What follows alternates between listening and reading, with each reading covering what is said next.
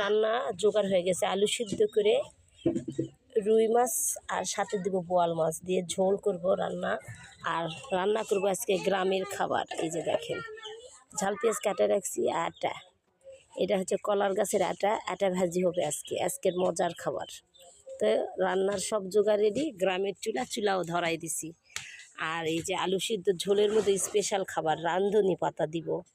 নিজেদের জমি থেকে রাঁধুনি পাতা তুলে নিয়ে এসেছি। রাঁধুনি পাতা আজকের হলো এই রান্না। ভাজি করতে বেশি কিছু লাগে না, কাঁচামরিচ, পেঁয়াজ আর দিছি হচ্ছে জিরা। এখন আটাগুলো দিয়ে দিলাম।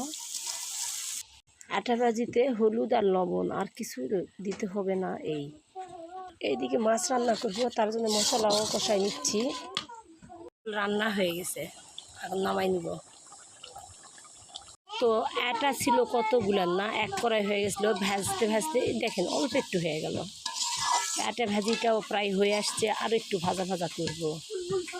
এই মাছ দিয়ে আটা ভাজি আমার হয়ে গেছে। তো এই যে আমার রান্না আজকের মতো কমপ্লিট, আটা ভাজি আর মাছের ঝোল। আমার এই পর্যন্তই।